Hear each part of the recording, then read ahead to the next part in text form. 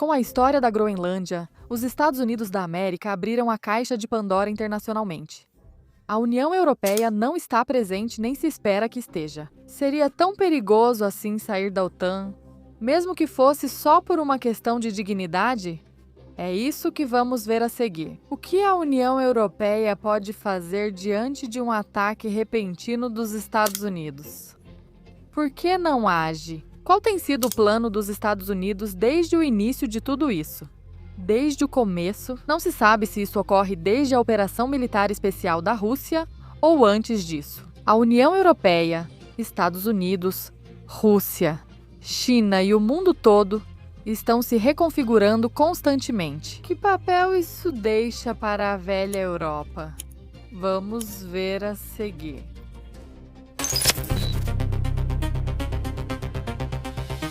A União Europeia perderia muito se saísse da OTAN, Nicolau? A Rússia já deixou claro que não quer atacá-los. Façam isso por dignidade. Assim não serão humilhados como o Pato Donald. Vamos, Nicolau. Eles não perderiam tanto, pois ganhariam soberania a longo prazo. Porém, haveria devastação quase total no território da União Europeia. Por um motivo simples. Todo esse tempo, especialmente nesses últimos anos, a Operação Militar Especial. Todo esse tempo, eles têm mostrado uma dependência cada vez maior dos Estados Unidos em termos energéticos. Em termos militares, claro, a União Europeia tem seus próprios exércitos, que, sendo vários países, são países bastante populosos, com uma mobilização maior e convocação para o serviço militar obrigatório, como ocorreu na Espanha, eles poderiam reunir muitas pessoas. A questão é que a União Europeia, historicamente, apostou nessas últimas décadas em exércitos profissionais, que agora mesmo não são. A corrida armamentista já está perdida, pois eles têm tecnologia superior. Alguns países, como França e Reino Unido, que já não faz parte da União Europeia. Mas enfim, ainda resta algo, e poderíamos de alguma forma descrever isso. Existem alguns pontos soltos que são bastante bons. Há coisas que a Polônia, por exemplo, onde poderia quase dar lições, mas tem uma produção muito pequena, uma produção muito baixa. Os armazéns que tinham, de fato, armamento antigo, repletos de armamento antigo, agora foram esvaziados por causa da guerra na Ucrânia. Agora, além disso, a defesa aérea.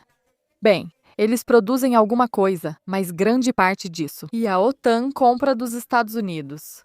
E principalmente por causa da OTAN, adquiriram uma dependência sem igual do poderio militar dos Estados Unidos. Quem foi que mais contribuiu para a OTAN em termos econômicos? Quem mais contribuiu para a OTAN em termos militares? São as bases militares dos Estados Unidos, que estão garantindo a suposta independência dos territórios europeus. Mas, claro, as bases militares dos Estados Unidos da América também garantem, de certa forma, a dependência europeia. E se amanhã disserem vamos sair da OTAN, como os Estados Unidos da América reagiriam? Principalmente com Donald Trump. Quanto exatamente apresentariam de custo extra? Algo que já vimos acontecer na Ucrânia, de tudo o que os Estados Unidos têm contribuído para a OTAN e tudo o que a União Europeia, de fato, agora deve a eles. Quais seriam as reações? Quais seriam por parte dos serviços secretos dos Estados Unidos?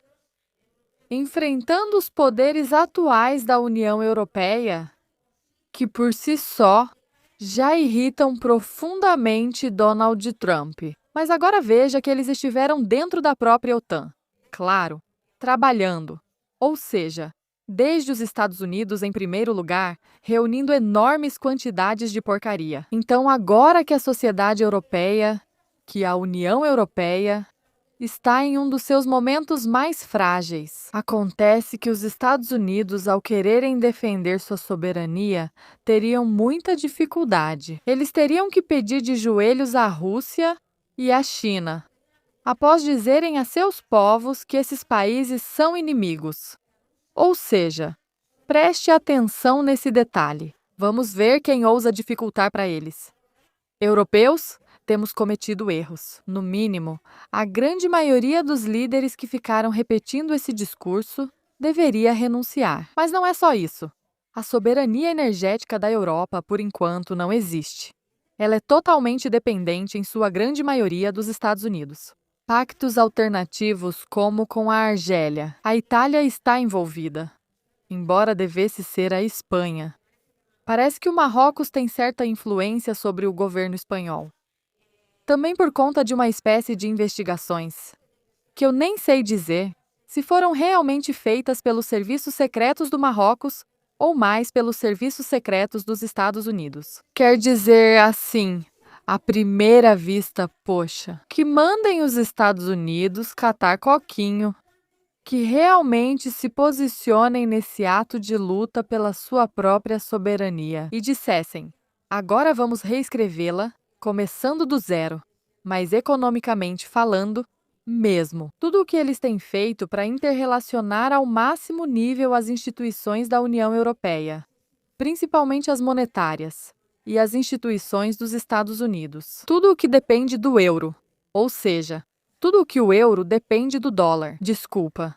Tudo o que eles imprimiram em termos de euros e tudo o que vão ter que devolver igualmente aos Estados Unidos. O que vão ter que igualar na Aliança do Atlântico Norte. Então, há muitos frontes abertos. E, acima de tudo, que as democracias europeias, por um lado, garantem um suposto nível de bem-estar dentro dos países dessa mesma União Europeia. Agora acabaram se tornando a própria armadilha dos diferentes governos europeus, de toda a União Europeia, na hora de querer e poder enfrentar os Estados Unidos. Duram apenas 4 anos, porque cada um está temendo por sua cadeira, e só tem 4 anos para encher os bolsos.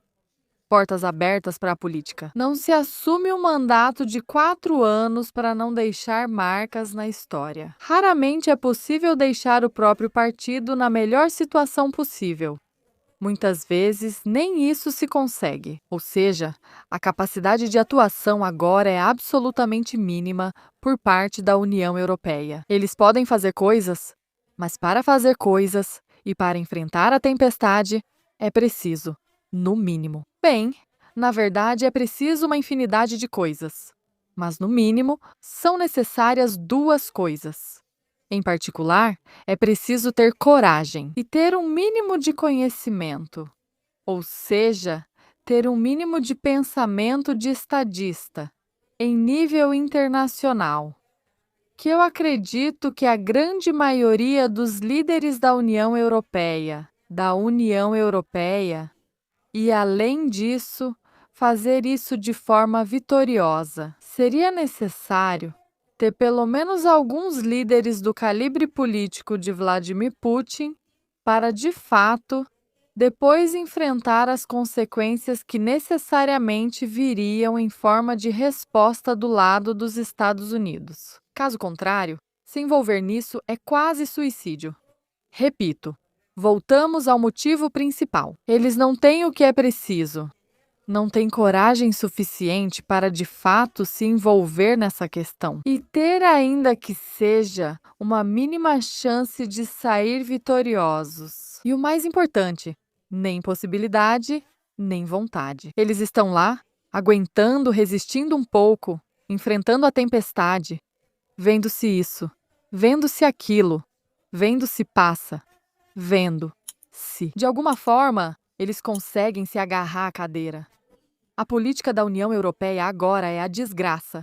A principal razão da desgraça da União Europeia. Então, dificilmente vai conseguir tirá-la, essa mesma União Europeia, de um atoleiro dessas características.